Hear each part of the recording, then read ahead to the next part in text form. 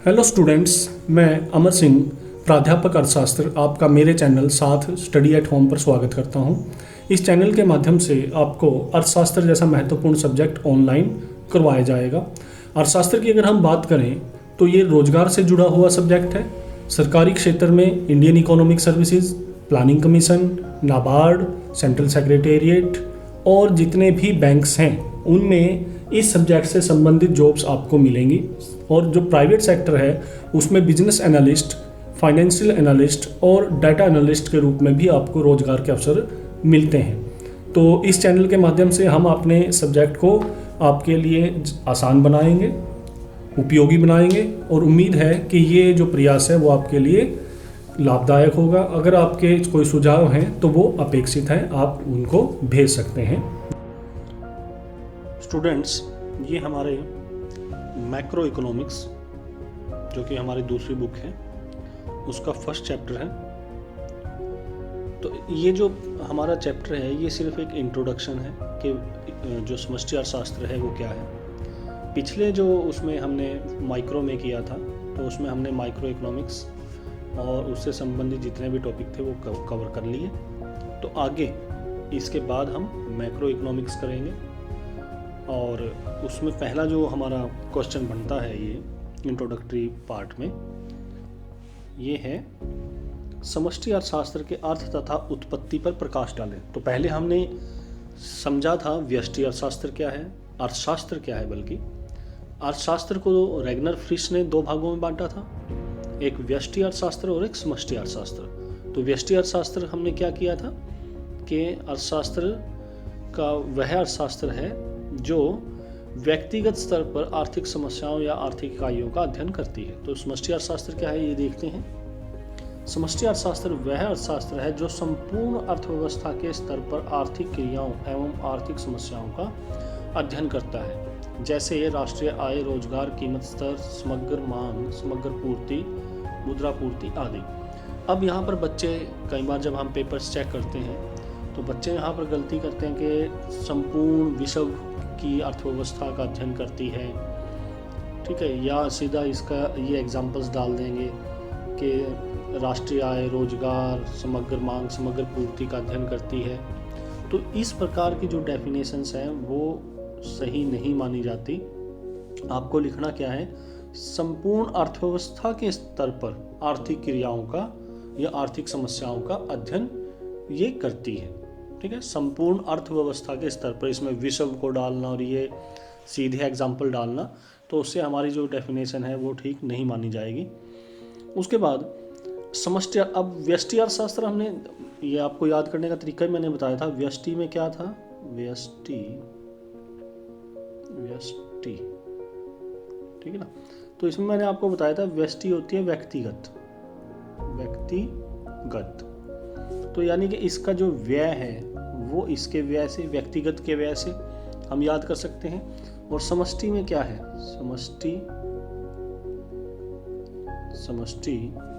तो समष्टि में क्या है, समस्त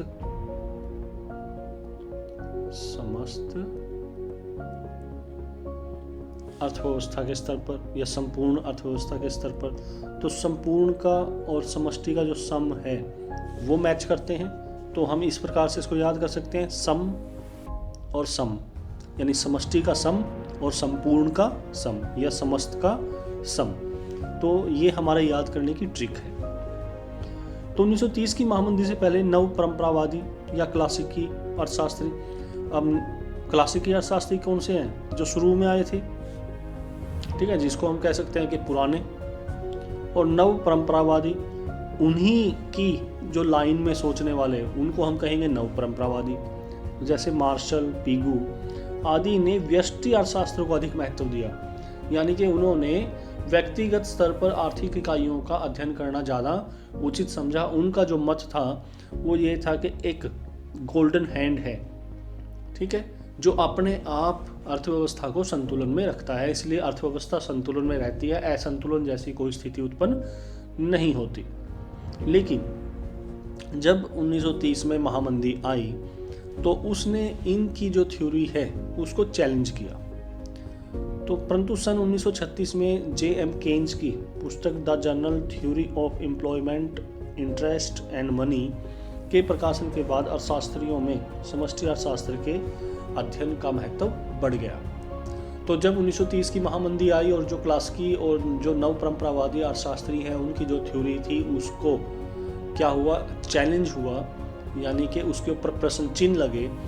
तो उन प्रश्न चिन्ह लगाने वालों में एक J.M. केन्स भी थे अर्थशास्त्री, जिन्होंने एक नया पर्सपेक्टिव दिया, एक नया उन्होंने सिद्धांत दिया, और वो जो सिद्धांत था वो क्या था, समष्टि अर्थशास्त्र। तो इसके बाद समष्टि अर्थशास्त्र में अर्थशास्त्रियों का जो इंटरेस्ट है वो बढ़ गया। तो आपको ये बुक याद रखनी है, ठीक है। 1936 में the general theory of employment interest and money, और किसने लिखी है, J.M. केन्स ने। तो हम कह सकते हैं कि मैक्रो इकोनॉमिक्स या समष्टि अर्थशास्त्र के जो पिता हैं वो कौन है, J.M. केन्स। तो इसीलिए आधुनिक युग में समष्टि अर्थशास्त्र के मुख्य प्रतिपादक J.M. केन्स को माना जाता है। तो ये आपका एक क्वेश्चन यहाँ पर भी बन गया। अब अगला क्वेश्चन इसमें है समष्टि अर्थशास्त्र की विषय सामग्री। अब आपको इसको याद करने का तरीका मैंने पिछले उसमें जब हम माइक्रो कर रहे थे तब भी जो उसका फर्स्ट चैप्टर था कि व्यष्टि अर्थशास्त्र क्या है, उसमें मैंने आपको बताया था जो भी आप अपनी पुस्तक में पढ़ रहे हैं, व्यष्टि में जो आपने पढ़ा जितने भी चैप्टर्स और समष्टि में जो आप पढ़ेंगे जितने भी चैप्टर्स, जितने भी टॉपिक्स, वो सभी इसकी विषय सामग्री है, तभी तो हम पढ़ रहे हैं। यानी समष्टि अर्थशास्त्र एक विषय है और उसकी सामग्री क्या है, जो हम उस विषय में पढ़ रहे हैं, उसके जो टॉपिक्स हम पढ़ रहे हैं वही उसकी विषय सामग्री है। तो इसको अलग से याद करने की कोई आवश्यकता नहीं है और ना ही इस पर कोई बड़ा प्रश्न आता, लेकिन फिर भी हमें अवेयरनेस होनी चाहिए क्योंकि एग्जामिनर के मूड का हम कुछ ऐसा 100% अंदाज़ा नहीं लगा सकते, वो कभी भी चेंज भी हो सकता है। तो इसलिए हम इसको कर रहे हैं, लेकिन याद करने की इसको कोई ऐसी आवश्यकता मुझे नज़र नहीं आती। सिर्फ एक सिंपल सी कॉमन जो सेंस है उसका प्रयोग करके कि जो हम इसमें पढ़ेंगे वही इसकी विषय सामग्री है, वही इसका अध्ययन क्षेत्र है। क्वेश्चन ऐसे भी आ सकता है विषय सामग्री या अध्ययन क्षेत्र। तो समष्टि अर्थशास्त्र के क्षेत्र में निम्नलिखित विषयों का अध्ययन किया जाता है। राष्ट्रीय आय का सिद्धांत। तो राष्ट्रीय आय के सिद्धांत में क्या है, राष्ट्रीय आय की क्या धारणा है, उसके क्या तत्व हैं, उसको कैसे मापा जाता है, यानी कि उसको मापने की विधियां कौन सी हैं, ये हम सारा किस में पढ़ेंगे, राष्ट्रीय आय में। उसके बाद दूसरा है रोजगार का सिद्धांत। तो समष्टि अर्थशास्त्र में रोजगार तथा बेरोजगारी की समस्याओं का अध्ययन किया जाता है। इसमें रोजगार के निर्धारण के विभिन्न तत्वों जैसे प्रभावपूर्ण मांग, कुल पूर्ति, कुल निवेश, गुणक आदि का अध्ययन किया जाता है। ये सारे टॉपिक्स आपके आगे आने वाले हैं। उसके बाद तीसरा मुद्रा का सिद्धांत। तो रोजगार के स्तर पर मुद्रा की मांग तथा पूर्ति में होने वाले परिवर्तनों का काफी प्रभाव पड़ता है। अब मुद्रा की मांग और पूर्ति का क्या अर्थ है, ठीक है, ये आने वाले जो चैप्टर्स हैं उसमें हम समझेंगे। एक अर्थव्यवस्था में एक समय में कितनी मुद्रा की पूर्ति यानी कि जो पैसे की पूर्ति होती है या उसकी कितनी मांग होती है और वो किस प्रकार से प्रभावित की जाती है, जो ब्याज की दरें हैं या जो ओपन मार्केट ऑपरेशंस हैं, तो वो हम आने वाले चैप्टर्स में पढ़ेंगे। तो वो सारा मुद्रा के सिद्धांत के अंतर्गत आता है। चौथा सामान्य कीमत स्तर का सिद्धांत। अब एक अर्थव्यवस्था में महंगाई है, मंदी है, ठीक है, और कितनी महंगाई है, वो सारा भी हम समष्टि अर्थशास्त्र में पढ़ते हैं।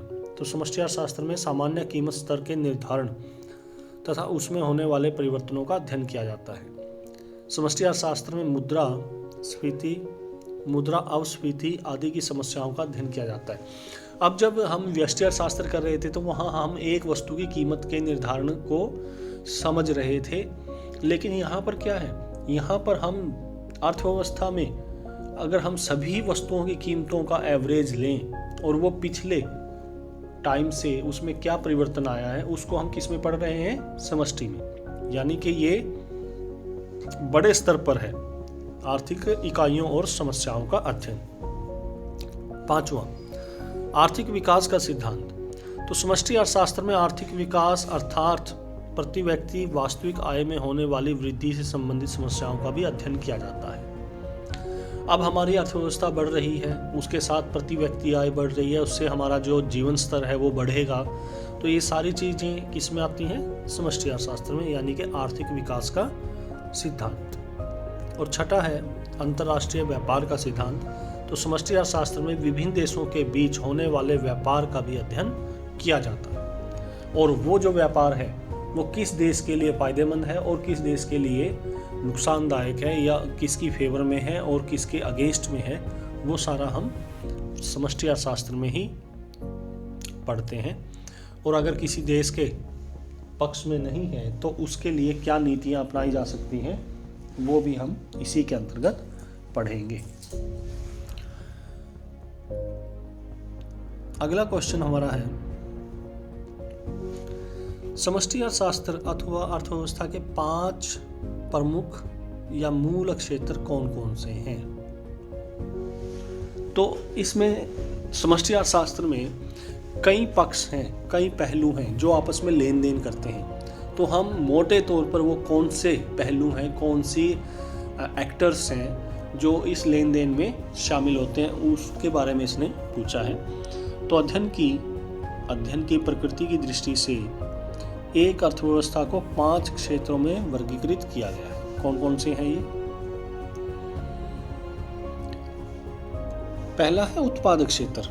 उत्पादक क्षेत्र का मतलब क्या है? इसके अर्थ से ही हमें समझना है। कई बार बच्चे उपभोक्ता और उत्पादक को आपस में मिक्स कर देते हैं जब वो लिखते हैं, तो आप इनको अलग अलग रखिए।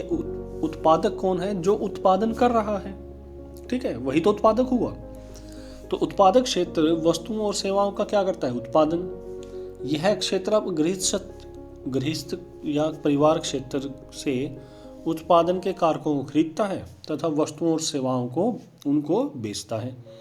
अब जो परिवार क्षेत्र है, ठीक है, तो वो क्या करता है? उसके पास उत्पादन के साधन हैं, वो उत्पादक को देगा, उत्पादक उससे उत्पादन करेगा। अब जो साधन उत्पादक को दिए गए हैं परिवारक क्षेत्र के द्वारा, तो परिवारक क्षेत्र को उससे क्या मिलेगा? पैसे मिलेंगे। भाई हम काम कर रहे हैं, तो जो उत्पादक है, ठीक है, जो मान लो वो कारखाने का मालिक है, उसने मजदूर लगाए, वो परिवारक क्षेत्र से आ गए। उन मजदूरों ने काम किया, उत्पादन हुआ। अब उन मजदूरों को उनकी मजदूरी भी तो मिलेगी ना। तो उत्पादक से परिवारक क्षेत्र को क्या मिली? उत्पादन के साधनों के स्वामियों को क्या मिली? उनका पारिश्रमिक मिला।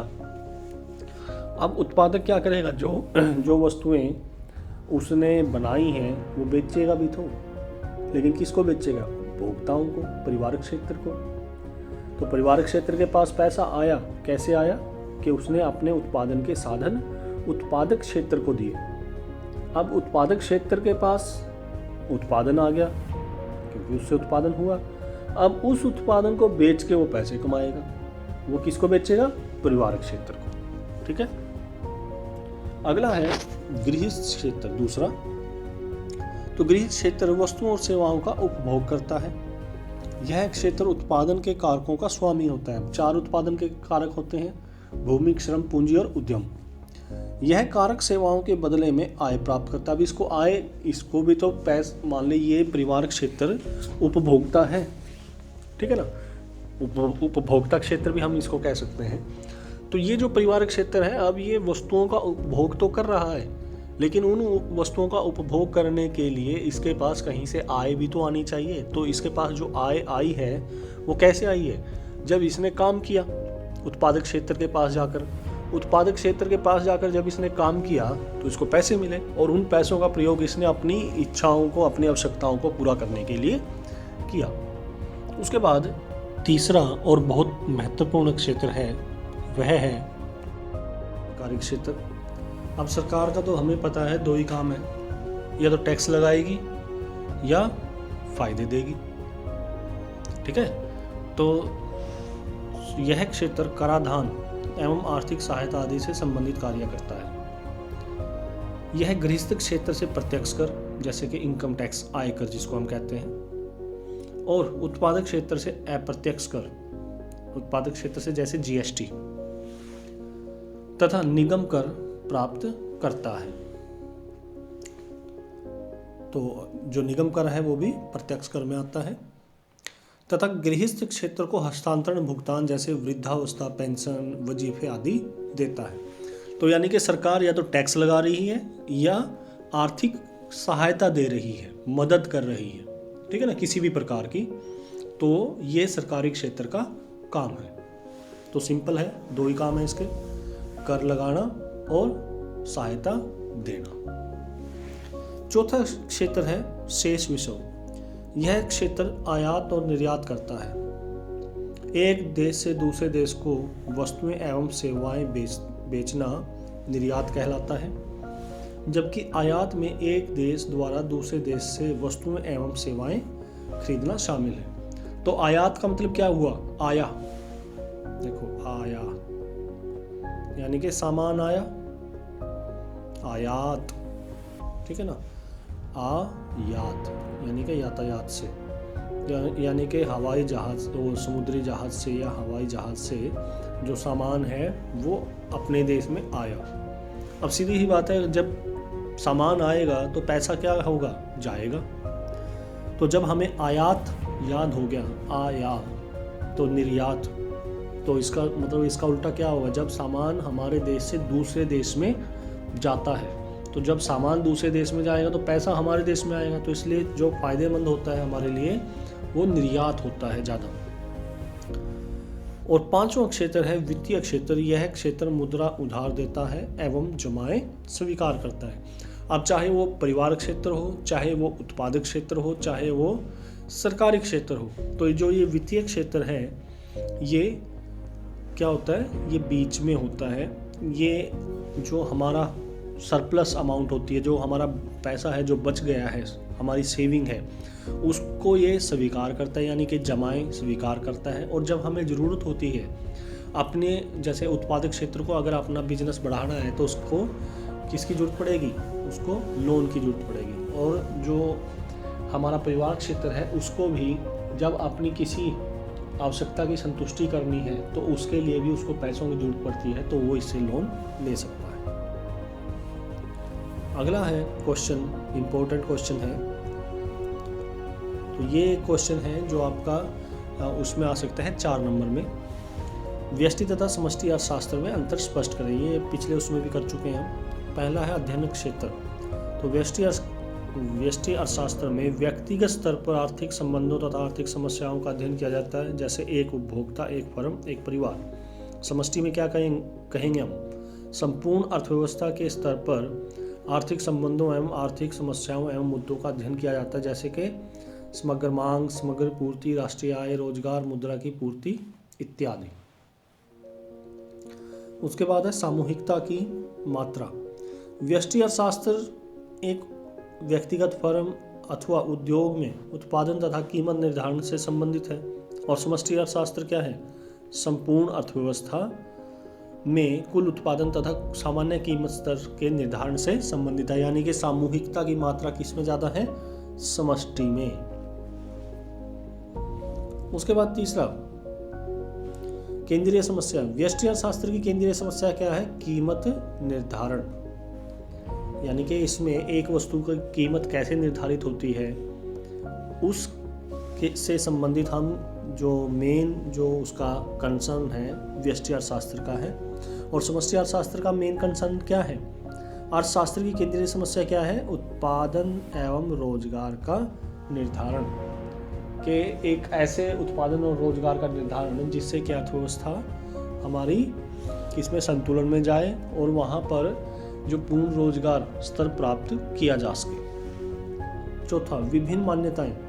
व्यष्टि अर्थशास्त्र के अध्ययन की यह धारणा कि समष्टि चर स्थिर रहते हैं और समष्टि अर्थशास्त्र की यह धारणा कि व्यष्टि चर स्थिर रहते हैं। तो अलग अलग मान्यताएं मान के चल रहे हैं ये। तो कई बार प्रश्न ये आ जाता है कि क्या जो व्यष्टि अर्थशास्त्र के लिए सही है वो समष्टि के लिए भी है? तो इसका उत्तर होगा गलत, क्योंकि इनकी जो मान्यताएं हैं वो अलग अलग हैं। तो अगर एक अर्थशास्त्र के लिए कोई एक चीज़ ठीक है तो ज़रूरी नहीं है कि वो दूसरी के लिए भी सही हो। जैसे उदाहरण के लिए व्यष्टि अर्थशास्त्र में हम ये मान लेते हैं कि सेविंग करना अच्छा होता है, लेकिन अगर सभी के सभी सेविंग करेंगे तो उससे समष्टि अर्थशास्त्र यानी कि संपूर्ण मांग के ऊपर फर्क पड़ेगा, समग्र मांग के ऊपर फर्क पड़ेगा, वो कम हो जाएगी।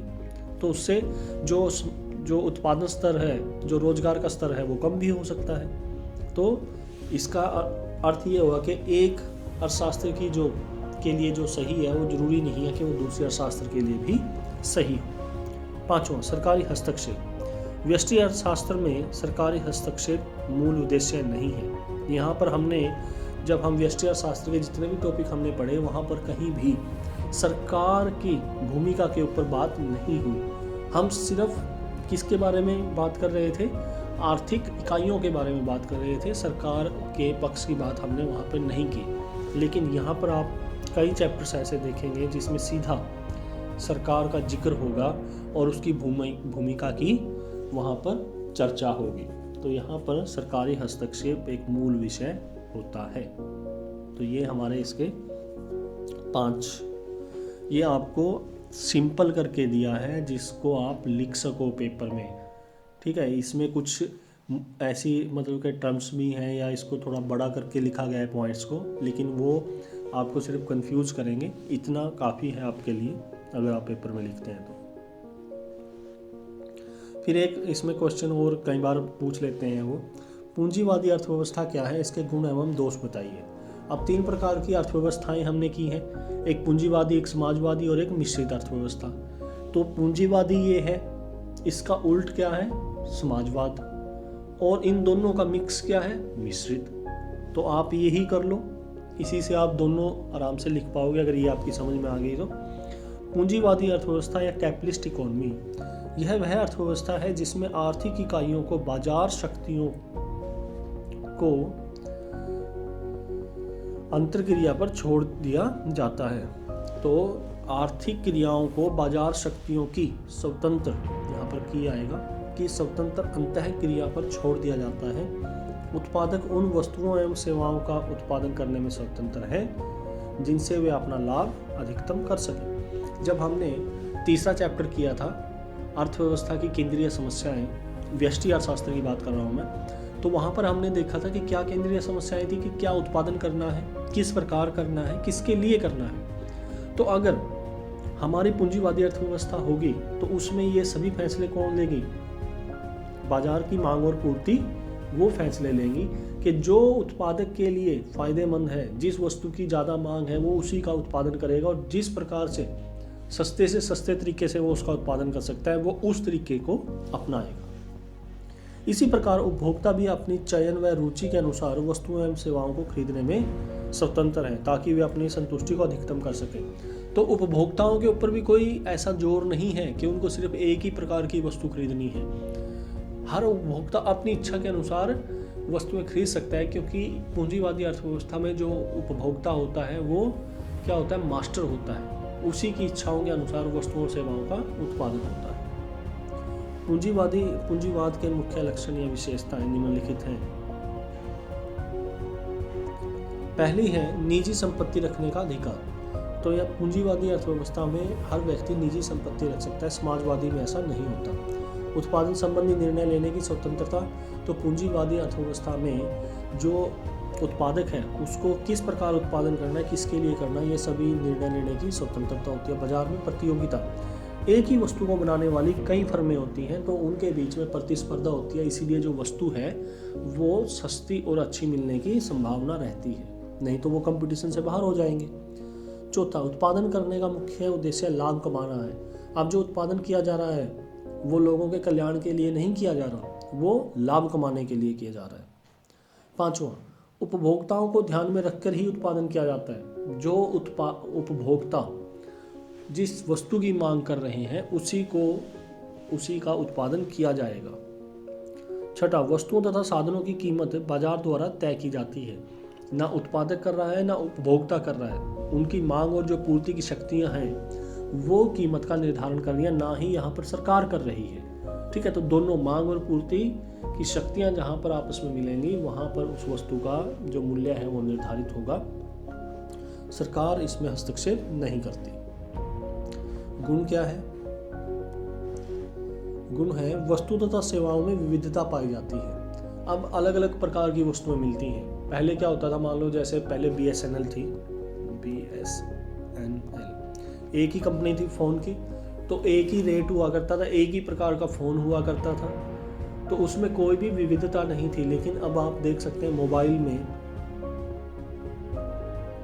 कितनी कंपनियां बनाने वाली हैं और कितनी कंपनियां सर्विस देने वाली हैं, तो उनके अलग अलग रेट्स हैं, अलग अलग पैकेज हैं, ठीक है। फ़ोन भी अलग अलग प्रकार के आते हैं, हर उपभोक्ता की पसंद के अनुसार इस समय बाज़ार में फ़ोन अवेलेबल है। साधनों का कुशलतम उपयोग क्योंकि लाभ की दृष्टि से किया जाता है, तो इसमें साधनों का दुरुपयोग नहीं होता, उनका कुशलतम उपयोग होता है ताकि अधिक से अधिक लाभ कमा सकें। कार्य करने की प्रेरणा के कारण राष्ट्रीय आय में वृद्धि होती है। जब आप लाभ कमाने के लिए काम करेंगे तो आप ज़्यादा काम करेंगे, उससे पूरे देश की आय में वृद्धि होगी, क्योंकि जब व्यक्तियों की आय में वृद्धि हो रही है तो उससे व्यक्तियों से ही तो देश बनता है, देश की भी आय में वृद्धि होगी, राष्ट्र की आय में वृद्धि होगी।